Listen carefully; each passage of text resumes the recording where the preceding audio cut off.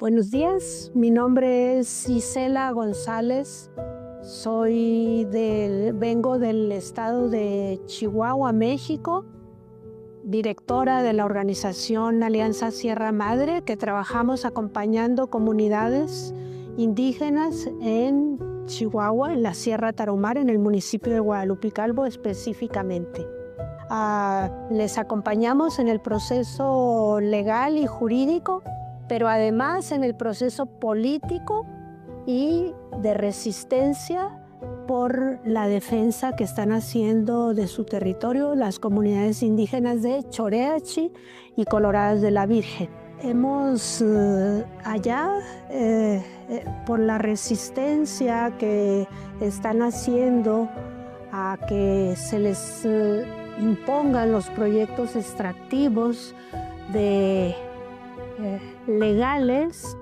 de explotación forestal, de bosque de pino-encino y de que se les impongan proyectos mineros. Allá también están enfrentando una grave crisis de violencia que ya lleva casi 18 años, donde los caciques políticos, los caciques locales, económicos, aliados con el crimen organizado, les están ahora talando su bosque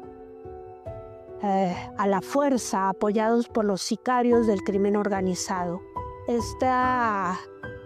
tala la hicieron cuando los caciques fueron derrotados en los tribunales. Y ahora estamos acá compartiendo experiencias de lucha con comunidades indígenas del territorio maya de Guatemala. Nosotros seguiremos apoyando y trabajando codo a codo y acompañando a las comunidades indígenas en las reivindicaciones que desde su sentir y desde su saber están haciendo al gobierno mexicano. Número uno es que tengan en Choréachi el reconocimiento ancestral de su territorio, el reconocimiento legal, porque eso les podrá dar la certeza para no permitir que personas extrañas y caciques lleguen a talar el bosque, porque ellos no lo quieren talar con fines comerciales. En Coloradas de la Virgen hay dos reivindicaciones básicas. Número uno, que el gobierno mexicano de inmediato frene la tala ilegal y